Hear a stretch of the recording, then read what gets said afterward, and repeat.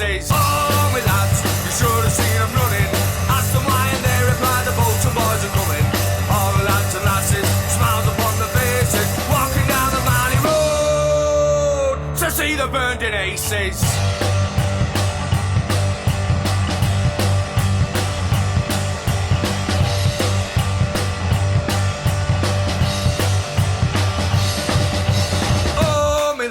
You should have seen them running. Asked them why and they replied, the Bolton boys are coming. All the lads and lasses, smiles upon their faces, walking down the mighty road to see the burned in aces. Oh, my lads, you should have seen them running. Asked them why and they replied, the Bolton boys are coming. All the lads and lasses, smiles upon their faces, we're walking down the mighty road to see the burned in aces.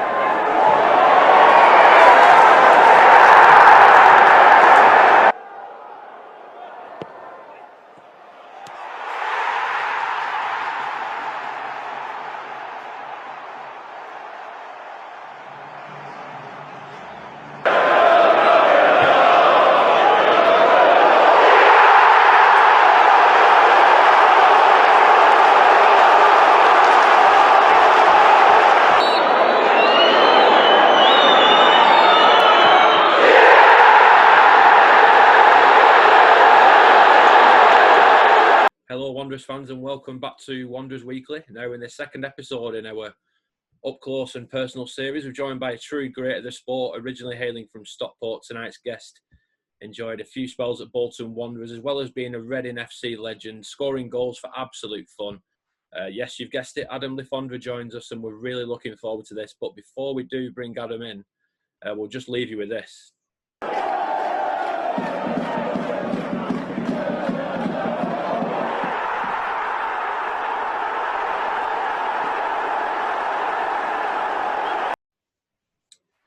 Now, Adam, one of your best goals for the Whites there. Just where does that rank? That goal against Fleetwood, and B, did you mean it, pal?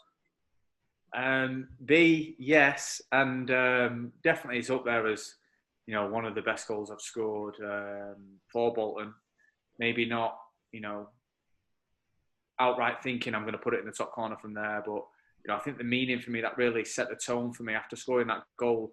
It really put me on a roll, and it's coincided with the team's good form as well. Off the back of that, I started scoring goals and contributed, very, very well towards the back end of that season, which kick-started my Bolton career again. Yeah, and obviously goals do breed confidence, don't they? I mean, it's obviously you've scored goals up pretty much in your whole career, but going from joining a new team and then getting off the mark, it does give you that extra confidence to go and push on, doesn't it?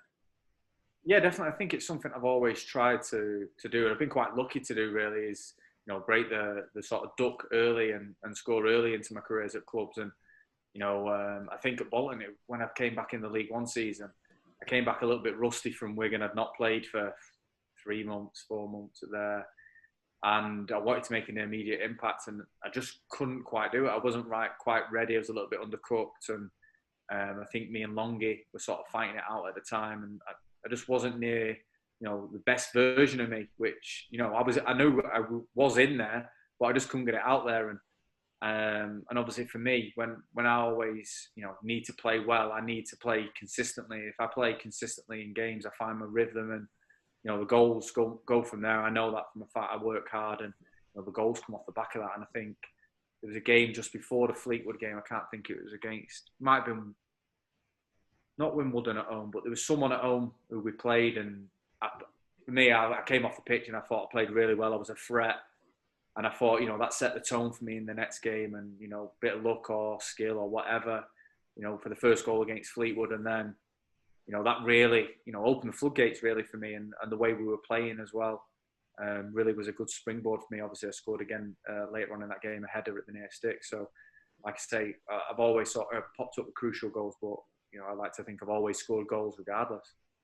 And speaking of scoring absolute worldies, Adam, let's just take a look at this absolute belter you scored against Fulham on the volley, dipping it over the top of the keeper. Let's just take a look at that.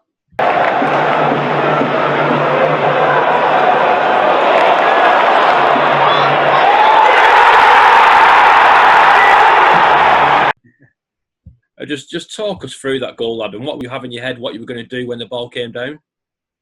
Yeah, obviously, as soon as we won the flick on, I just thought, let's unleash. Probably took the keeper a little bit by surprise. And, even at that moment, I think it's the first touch on the pitch as well when I've just come on. I think at that point I was fuming as well because probably 2-3 weeks before that I've been training really well and, we've not been playing too great in the season. So I thought I should be playing and, obviously wanting to contribute and help us out of the mess we were in, because we were fighting throughout that season. And, the ball fell perfect, sat up nicely and, it quite easily can go in row Z, but, lucky for me, it flew in the top bins and, it's probably one of, the most technical goals I've scored. And that happens to be my weak foot. I seem to score worldies with my weak foot. I remember scoring one for Reading, which was not too dissimilar to that, edge of the box, left foot volley, top corner. So, I don't know what it is with left foot volley, but I seem to have got it. And I was buzzing with it, of course, because Fulham were a great team, and I think they were 1-up at the time, and we nicked a point off them at home, which was obviously a good point in the end. So I must say, many thanks for joining us here at Wanderers Weekly. Hope you're doing well, pal. Just where are you located at the minute? I know you were in Australia, then to India. I believe you're back at home now in Stockport temporarily. Yeah, I'm in sunny old Stockport, and taking in the rays at the minute. As you sit out in the back garden, 5 degrees, bit of snow, bit of sun. What could be more better than that? And it's just nice spending time with the family and with the wife and kids. And I must say, looking at social media, I must say that goal-scoring prowess certainly runs in the family, doesn't it? Your cousin Kean bagging a hat-trick for Wanderers at the weekend of the under-18s in a 4-2 win. Just what did you make of that? Yeah, I pay close attention to Kean. I speak to his dad a lot and, just try and advise him if he needs any help with anything. But he seems a very level-headed kid and he looks like he's got the world at his feet. When I've spoken to him and when I've spoken to his dad, they seem very optimistic about him and obviously what's going to happen in the future for him, who knows. But like I say, he seems to have the goal scoring knack because he seems to be scoring a lot for the under-18s. I think he's still in school as well, so he's only a schoolboy still. He's 16, just turned. So to make an impact in the under-18s at 16 years old, the world's his oyster, I guess, if his progression is as fast as it is at the moment. Yeah, we wish him all the best with his progression. And with the pandemic and everything, Adam, life has been so difficult, hasn't it? Just how has it affected you? Obviously, playing in Sydney and more recently in Mumbai, did you encounter many problems? And I understand in Australia now they're returning to pretty much some sort of normality now. Yeah, I think for me, COVID really ended my career in Australia at the time. It was one of them things where they didn't know where the league was going to go with the funding and what was going to happen going forward. So that sort of prompted me to move to obviously Mumbai and play on loan there for the season.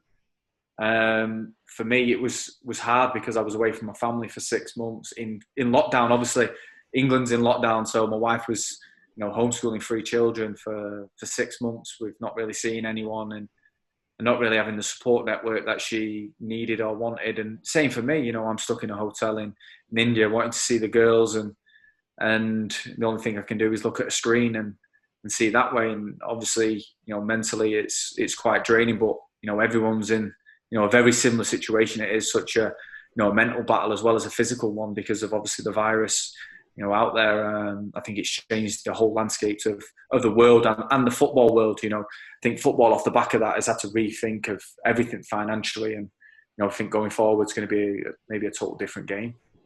So being a former Wanderers great, have you been keeping your eye on the club's recent great form? 14 games unbeaten prior to Saturday's defeat to Newport. It's been quite a turnaround this season.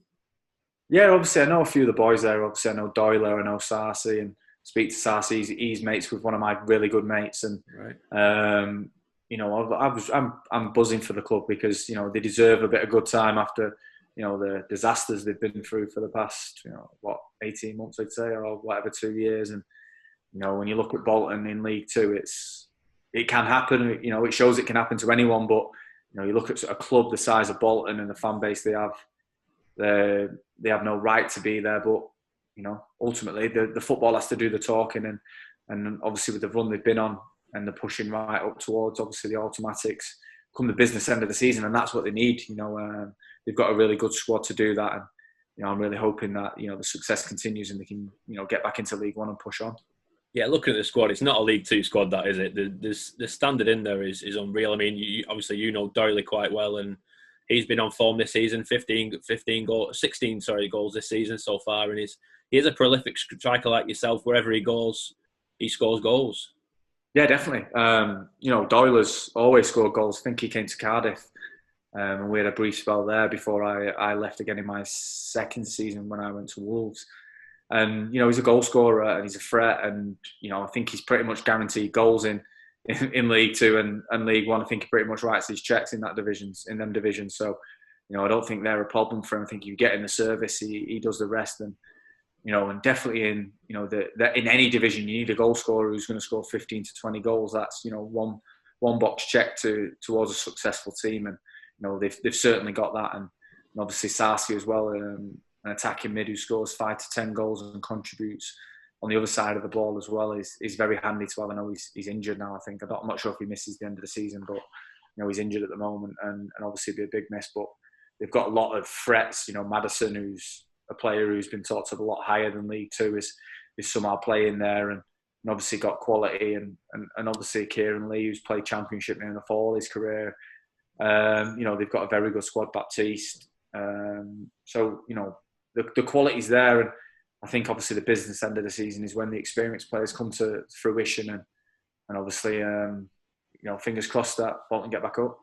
Yeah, it's certainly going to be an interesting conclusion. So in terms of your story and your pathway through football, Adam, let's start where it all began for you, really. Growing up in Stockport, signing for County, playing at Edgeley Park. It must have been a childhood dream for you to play for your local team. Yeah, definitely. I sort of identified early for myself that the best way for me was to come through at Stockport. At 15, 16, I had a lot of offers to go to Premiership teams, to go and play with Championship teams.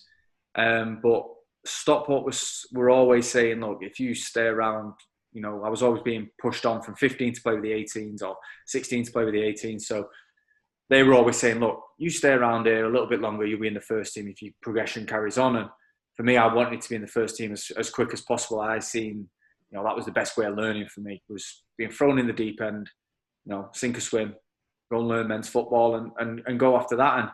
And, the first probably 2 seasons of when I was with the first team was a real eye-opener, because I wasn't developed enough physically and I had to learn on the job. So, you take the lumps you get, that was a really good grounding for me, and the experience off the back of that, I loved being kicked in a game. And, when I did break into the Stockport team, scoring goals for my local club was something obviously I wanted to do to repay their faith and, repay my faith in myself that what I was doing was right. Through the youth setup at Stockport, breaking into the first team, making 63 appearances, looking back, just how would you assess your time there? Obviously, from the development point of view, you've been there as a youngster, you've fought your way, you've been kicked, you've been bruised, you've gone through the mill, really, and that experience stood you in good stead coming through your career, really, starting off there. And just how would you look back at your time at Stockport in total, really? Yeah, it's very fondly. Obviously, I probably didn't achieve what I hoped I would achieve. I thought I was ready to be the leading striker there and really can contribute on the pitch, more regular. And I didn't really get that opportunity towards the end of my time there. But, that's football. I have no ill grudges there. I thank Stockport for giving me that opportunity to play professional football. And, for me, moving to Rochdale was probably the making of me. Early on anyway, because it put me in a totally new environment with a manager who loved me to bits, assistant manager who loved me to bits, and were dying to get me there and to play me as one of the 2 main nines. So for me, that was vital in my transition into men's football. And the making of me probably started just as I moved from Stockport to Rochdale, because I'd sort of been the local boy at Stockport, the local lad do well, and I moved out of my comfort zone to Rochdale to try and forge, my own way. Yeah, as you mentioned there, initially on a loan move, you made your way to Scotland as you joined Rochdale. 91 games under your belt, scoring 34 goals, as you mentioned there, under the guidance of Keith Hill and David Flitcroft. My dad actually used to go to school with David Flitcroft. He's a Bolton lad through and through, isn't he? And a great times at Rochdale, especially reaching the playoff final, only losing out to Stockport County of all sides. I can understand there were mixed emotions there coming up against your home side on such a massive occasion. Yeah, ironic. Yeah, it's ironic they beat us in the playoff final. I'll correct you on one thing. It was 41 goals for Rochdale. Right, okay. You know. You didn't put the loan spell in. I always know my goals, mate. I know them. That's Wikipedia for you, isn't it? Yeah, the loan spell, and I got an hat-trick in the cup as well, which is another one.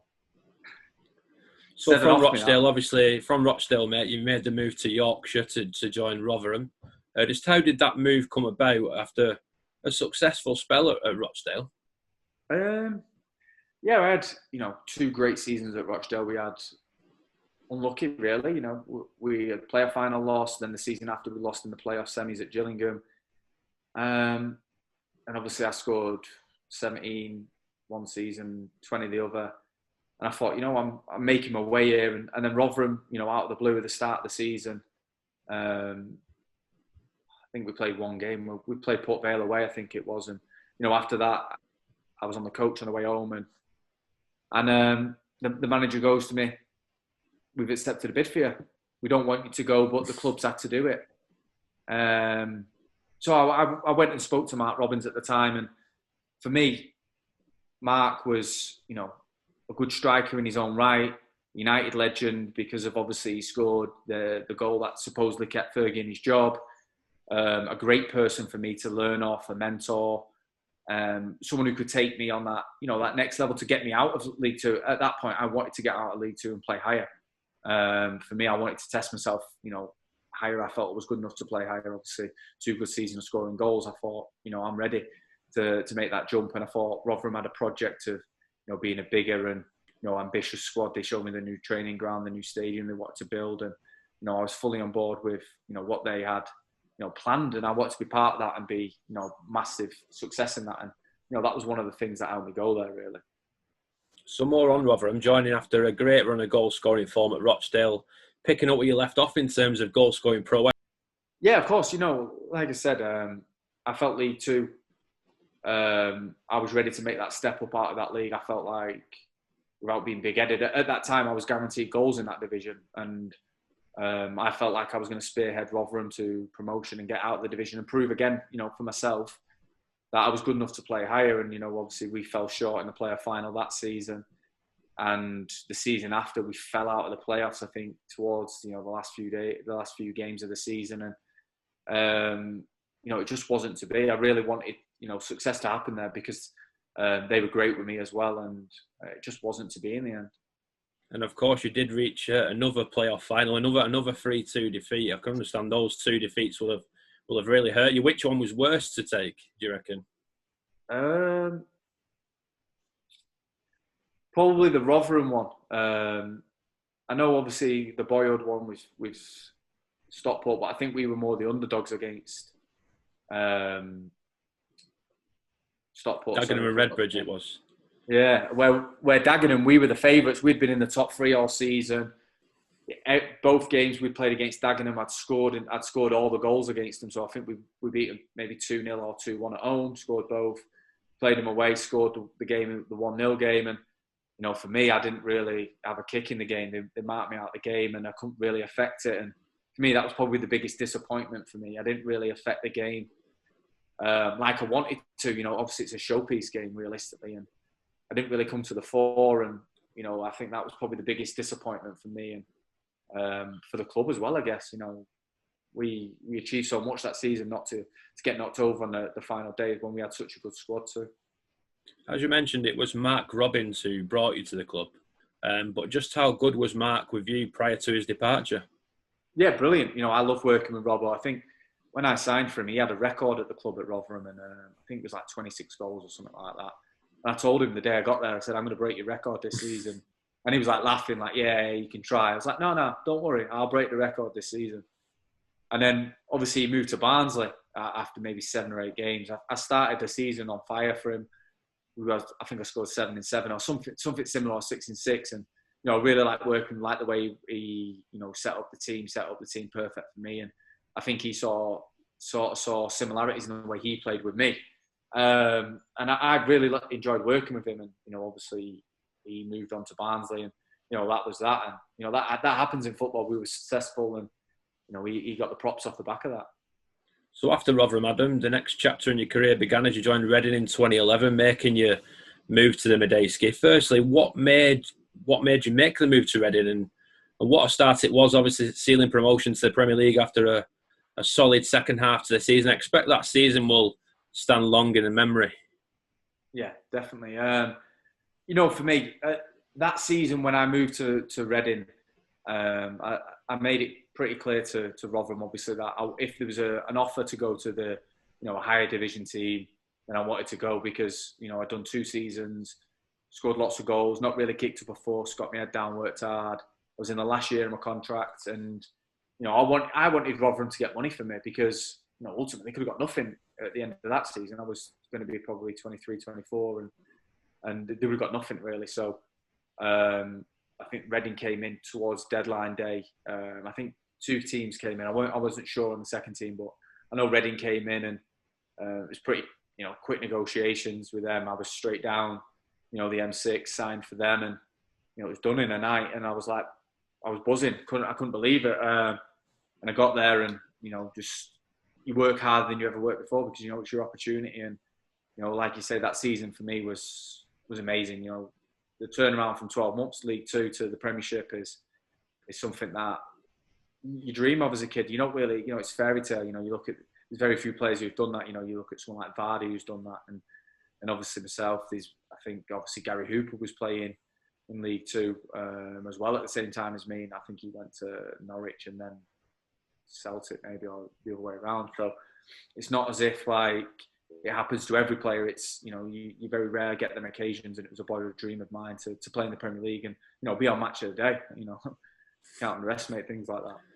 So let's just talk a bit about playing in the Premier League with Reading. Of course, it's every lad's dream, as you said, to play in the top tier of English football and the most competitive league in world football, arguably. After a slow start, things really picked up in January. Obviously, the club picking up 4 wins out of 6, which resulted in you and the gaffer picking up Player and Manager of the Month award, respectively. Just what did you remember from that particular time, despite being relegated, I know, but that particular time when you picked up that award, you must have been on cloud 9 at that moment.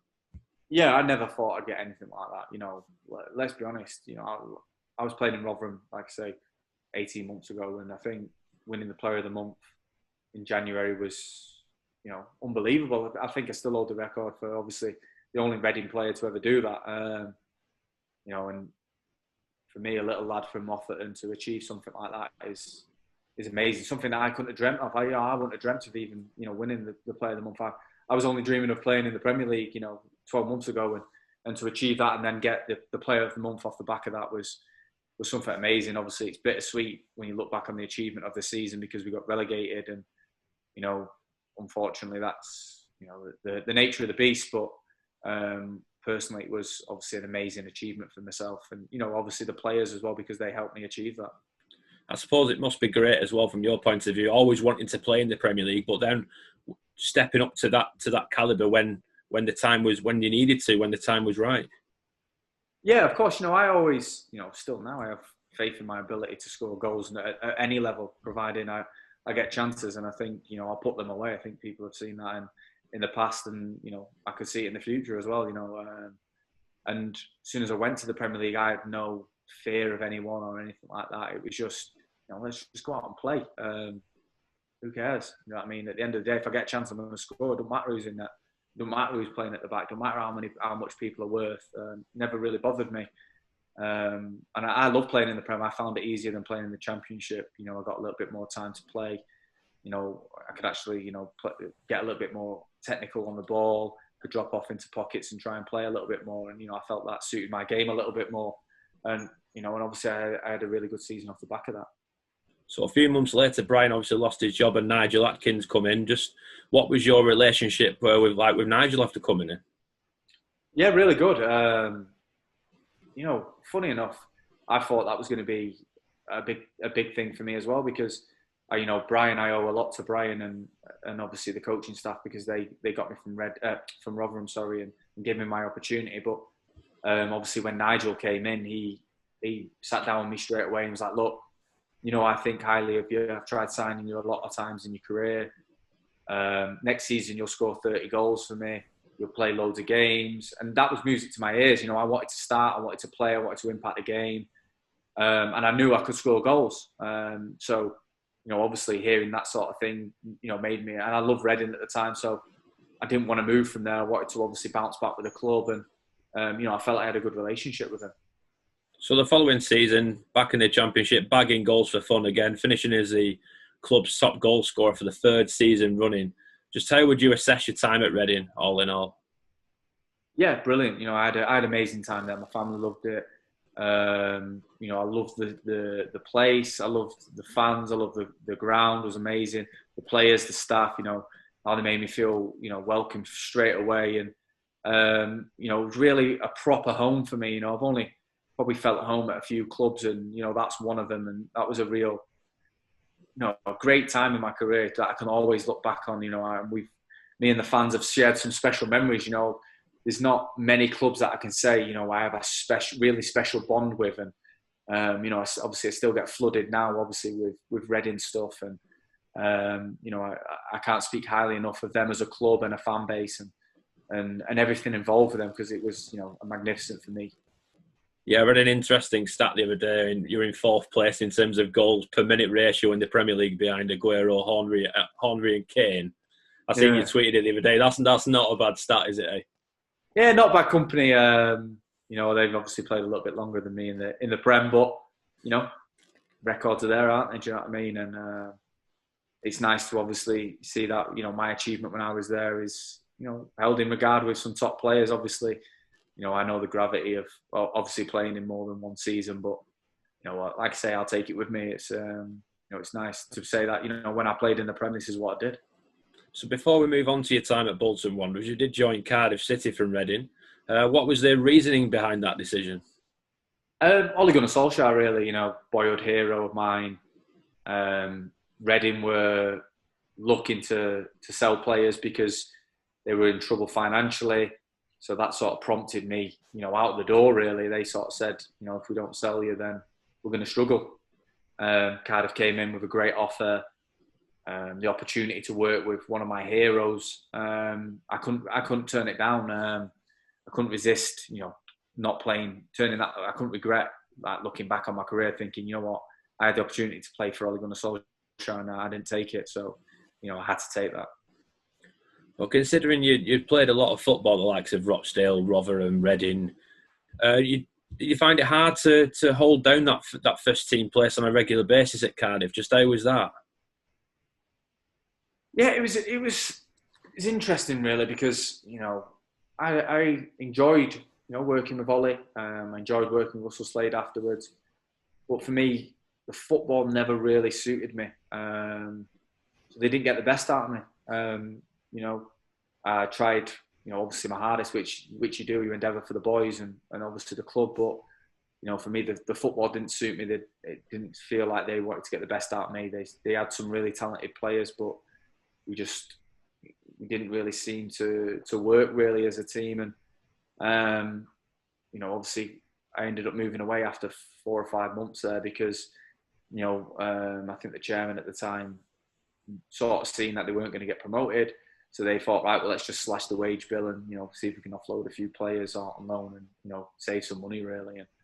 And that's what happened. I got an opportunity. I think we played Norwich away and I played left wing. And I spoke to the gaffer before the game and I was like, you don't want me playing left wing here. They've got Russell Martin and Redmond on the right. You can't have me playing left wing. And he's like, oh, yeah, you're right. I might play someone else there. So I was like, yeah, please do. I was actively saying, don't start me. Saying, look, I know you want me in there for experience, but I don't think I should play left of a 3. I'll do myself no justice, and you no justice. And he's like, yeah, let me think on it. And we played.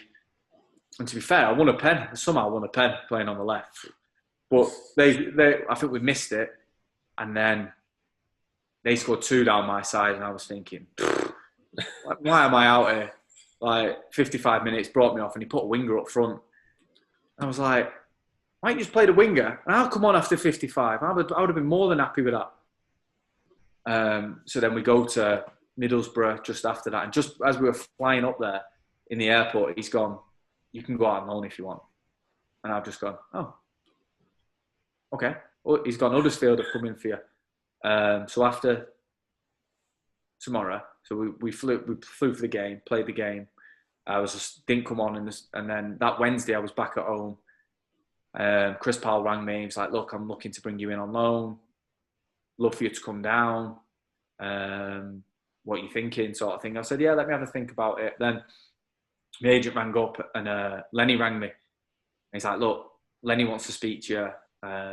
He's interested in Bolton, obviously bringing in." I was like, "Yeah, okay, yeah, I'll speak to him." Then as soon as he rang me, he was like, "Fucking Alfie, you're not going fucking anywhere." And I was like, "You what?"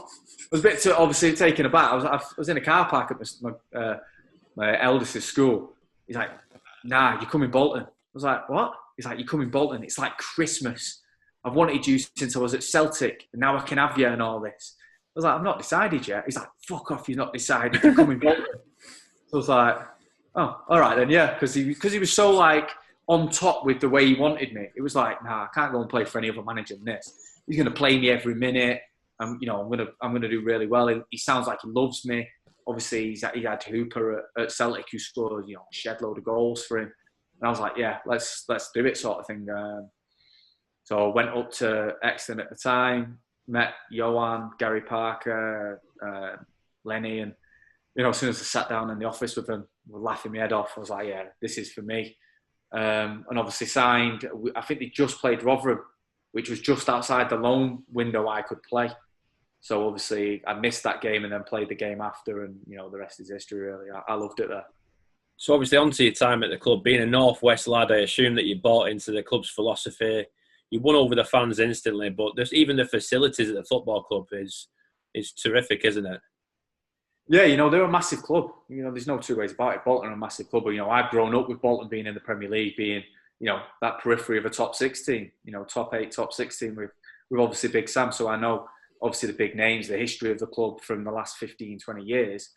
I was stepping into that. I was stepping into, some big shoes. Some top quality strikers have played there. So, obviously me going there was something for me to prove for myself. It really whetted my appetite. And I had a manager who wanted to build the team around me, even though I was only on loan. So, if I got that backing, I had, my ego, my confidence, or whatever you want to say, was sky high. And as a player, I needed that, and I definitely got that from the club and the fans, and obviously the management. I suppose you had that fine balance as well as having a laugh with the gaffer and a laugh with his players and staff.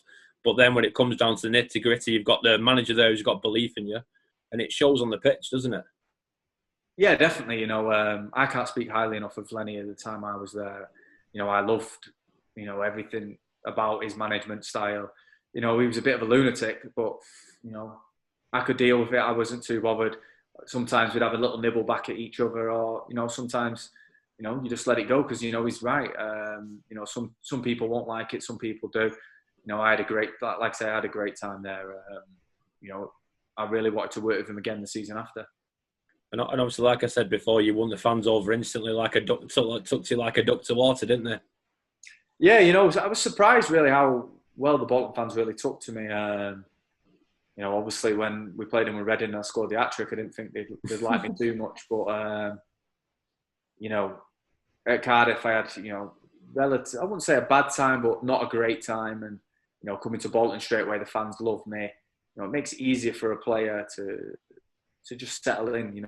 Obviously I know the gaffer loves me. Then when the fans love you, it's obviously it's nice. It's a little bit of weight off your shoulders that you can play freely. I suppose it brought the enjoyment factor back as well after a tough time at Cardiff. It brought, obviously, when you're enjoying yourself both on and off the pitch, your natural game comes out even better, doesn't it? Yeah, definitely. I played a lot freer at Bolton than I did at Cardiff. That's for sure. Being at home with family every day as well really helped.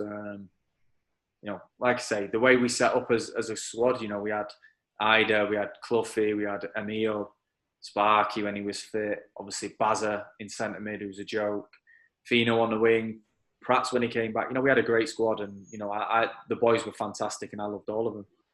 Your first goal for the club during that initial loan spell wasn't a bad one either, was it? Pinging a 30-yarder, and then obviously going on to score five goals in your 10 games, ending the season as top scorer. Just how would you assess that initial spell at the club? Yeah, I thought I did really well. Obviously I think I finished with 8 in 17. So, I had a really good spell. I loved it. And even after the last game of the season against Birmingham, I walked into the office to Lenny straight away and said, look, let's get the loan deal done. I want to sign. And he was like, yeah, I want to sign you. So for me, there was nowhere else I was going. Sorry, someone's at the door. There's nowhere else I was going other than Bolton. For me, that was my mindset. I wanted to be, obviously a White again, and obviously, play for Lenny again next season. Unbeknown to obviously the circumstances, what were going on at the club and the turmoil that was happening behind the scenes. For me, it sort of ruined my pre-season of the next season because I waited 5 weeks for Bolton to sign me, and then signed for Wolves a week before the season started because, I had no option. I thought stay at Cardiff or go to Wolves. And in hindsight, I probably should have stayed at Cardiff because, they really wanted me to stay and play because obviously the great form I had at Bolton. And I was a bit naive to think that things would work at Wolves, which, I knew in my gut that wasn't going to work out the way I hoped to. So, obviously, like I say, I wanted to be back at Bolton, but it just didn't quite work out with obviously the financial problems. So after that initial brief spell, like you said, you went on to join Wolves, Cardiff, and then Wigan. Was that time of your career rather frustrating, obviously trying to fight your way to gaining regular game time at those three clubs? Yeah, I think obviously being on loan didn't really help me. I went to Wolves and spoke to the manager there, and he was begging me to join for 4 weeks, literally begging me every 3 days to ring me, saying, look, want to sign you.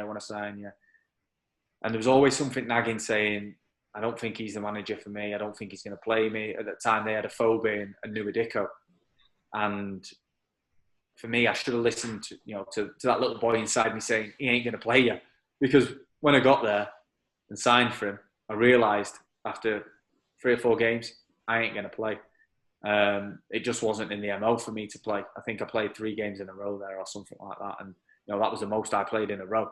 So how I was meant to get into any sort of form and contribute was, a mystery to me and probably to them as well, really, because, they didn't see the best of me. I tried to get out in January. They wouldn't let me leave. And, that was a real frustrating period for me. That's probably the one thing I look back on in my career and think I should have probably done something a little bit different there. Should have been a little bit more forceful. Should have just forced my way out or not signed for Wolves at all because my instincts were telling me no at the start because of, I sort of had a feeling from the manager that I weren't going to play regularly anyway. So I should have really gone with that. But, that's football. It happens. There's probably a different side to it as well. They'd probably tell you that I didn't train hard enough or blah, blah, blah. There's always 2 sides to football, but that's my 2 pence. I just think I wasn't really given a fair share and weren't really going to play. It became a very frustrating period for me, and led to Wigan, where I came late to pre-season there, undercooked to there going into pre-season, and then I started to break into the team with Gary Caldwell. He gets sacked, and Warren Joyce comes in, plays me for 1 game, and then get binned again. End up in the resis, and I just thought this ain't for me. And to be fair to Warren Joyce at the time, I said to him, look, if you ain't going to play, then let me go. And to be fair, they did. They were really good, and they actually paid some money for me to go on loan to Bolton, which was very nice of them. The chairman did a great thing there by letting me do that, and it sort of reignited my career coming back to Bolton, and the rest is history after that, I guess. So rejoining Wanderers, as you say, they're after Wigan. Did it feel good to be back at the club? Yeah, I didn't really want to drop to League One, but the only team I would drop for was Bolton. I had a few teams at the time trying to get me in.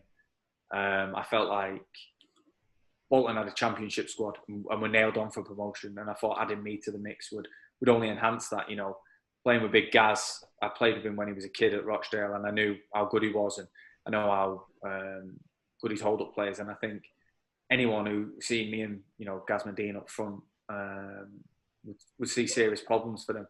And that's what I felt like. I felt like if I play up front with him, I'm going to score goals, and I'm going to help him as well. And that's what happened. After experiencing promotion with Reading all those years ago, just how good did it feel during that 2016-17 season, helping guide the Super Whites to the Championship, scoring some important goals along the way, especially that 3-0 win over Peterborough on the final day? Yeah, that's obviously what I came back to do. It was a great feeling. I think it was maybe not quite as the Reading one because we were expected to win. We were expected to go up. Sheffield were outstanding that season, and we followed them up behind it. But it was still a great feeling to achieve promotion. And obviously, like I say, I've touch wood, I've always contributed in big games, and I've always been lucky enough to do that. So the Peterborough game, obviously I set Wheats up and scored the last one, was amazing for me. And it's what I was brought to do. I think that's what the gaffer would say. That's what I've been brought there to do, and that's my job description, I guess. You spoke about the banter and the team chemistry with the lads off the pitch. I mean, that team from that season, there was such a great bunch of lads who got on like a house on fire. Yeah, I think that's one of the key reasons we stayed up the following season. We had such a great squad and a great camaraderie.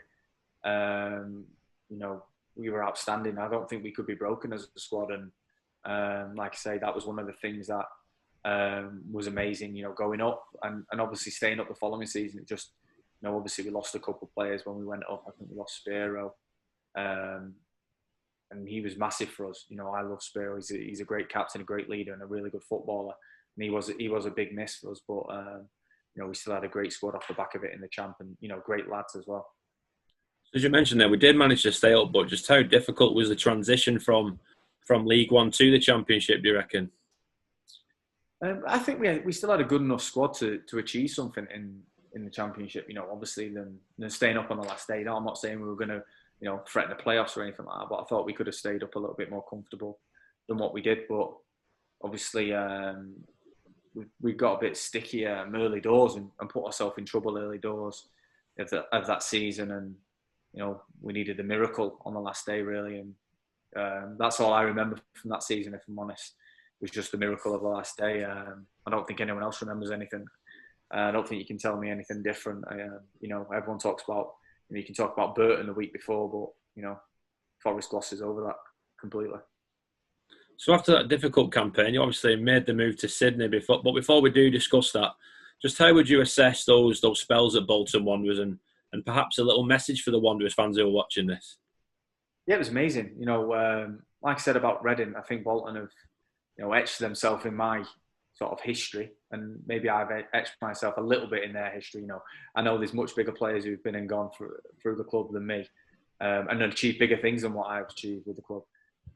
Would I have loved to have retired at Bolton? Yeah, of course. That was my aim, sort of thing, going there when I signed back, because I felt at home. I felt everything was set up perfectly me there, and it just wasn't to be. That's football.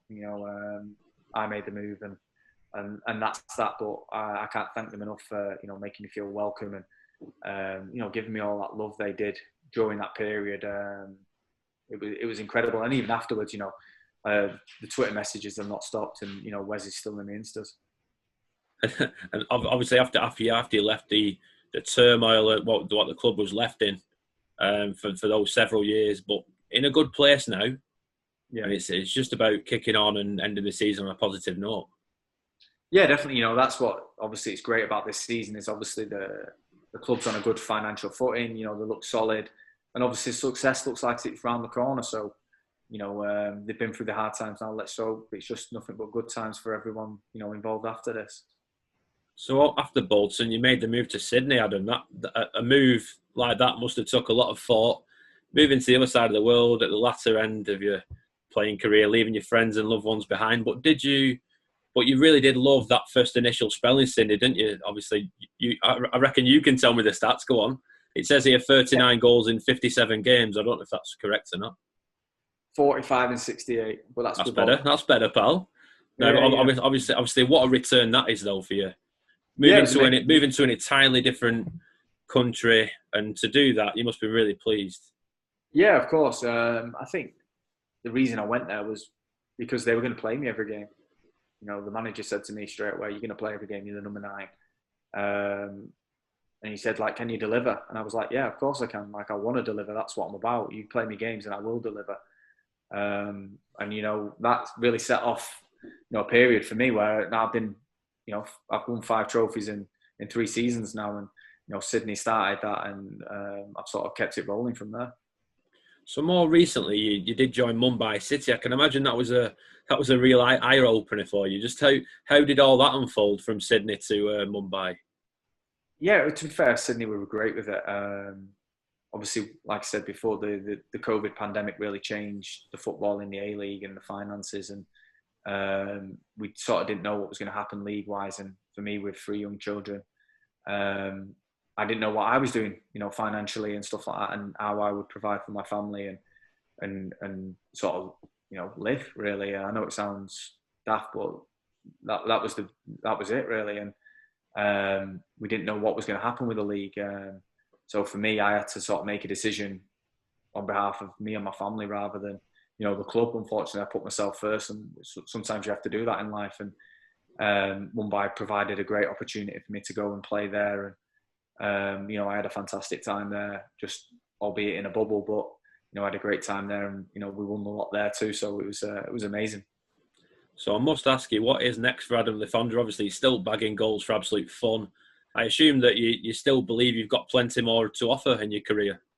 Yeah, definitely. I'm sort of waiting and seeing what comes up at the moment. I definitely think I've got a lot of goals in me. Like I said before, I fully back my ability to score goals, provided you get the right team around me. I think anyone can see that when I'm more than contributing in a game, with my work rate and what I do off the ball and on the ball. But where people want me is in the box, and if you provide me with ammunition, invariably not, I make it happen really and score goals.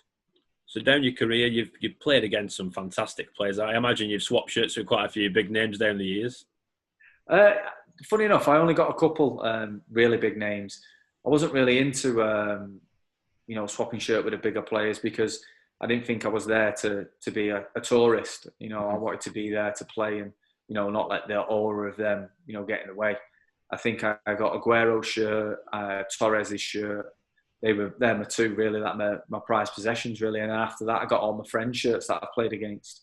I don't really get the bigger players. I sort of left that and just got obviously Aguero's been like my favourite striker. Torres as well has been a fantastic striker in the Prem. So them 2 players I love watching them. I managed to get their shirts. So they were the 2 key ones for me really. I mentioned that you played against some great players, but you've also played with some great players. Just who did you enjoy playing with? I know you've played with so many players. You couldn't possibly name them all, but there must be some players that you've really got on with during your career. Obviously Jem Carrican's one of my really good friends. Outside of football, I've managed to share some great success with him as well, and Mark Howard as well, some great success and played some great golf with him. Craig Noon as well. Obviously Ian Hart at Reading was amazing player, had an amazing career and was fantastic for Reading at that time. I had I'm trying to think of else. Obviously Wheats will probably start crying if I don't mention him. So obviously Big Wheats. Well, Big Wheats. He had 10 years in the Prem and his hair's still hanging on, and he's a fantastic player as well. And he was a great player. Obviously you've got Ida, Emil, who were at the latter end of their careers, but still oozed class. Baz O'Bannon, one of the best midfielders I've played with, made the game look so easy. Trying to think. Probably Gareth McCleary as well, who's at Wickham now. When he was at Reading, me and him, we had sort of a telepathic relationship, and I really enjoyed playing with him. He's probably not a star name compared to maybe Ian Hart or someone like that, or obviously Ida or Emil, but the relationship I had with him was something incredible. So I love playing with him. From what I do remember though, Adam, it was some party. We stayed up in your last season though. It was some party, that wasn't it? I remember after the game seeing seen obviously there was a pub close by where Lennon and all the lads went. It was some party that. Yeah, it's incredible. Amazing. I was just sat in shock in the change room after the game, and we all went on a big piss up, obviously. And even when we went up, I think the season we went up to the champ was a good piss up after that as well. I think we ended up in Bolton after that as well. I think we had the award evening, and then we were in Bolton after that, and it was a right laugh. We had some great times. I'm not going to lie. So Adam, it's come to that part of the show, mate. It's been an absolute privilege for myself to speak to you today, and here's to a promotion for the Wanderers and all the best with whatever the future does hold for you, pal. Cheers, mate. Thanks very much. Yeah, let's hope for promotion. Oh, me lads, you should have seen them running. Ask them why and they replied the Bolton boys are coming. All the lads and lasses, smiles upon their faces, walking down the mighty road to see the burned in aces. Oh, me lads, you should have seen them running. Ask them why and they replied the Bolton boys are coming. All the lads and lasses, smiles upon their faces, walking down the mighty road to see the burned in aces.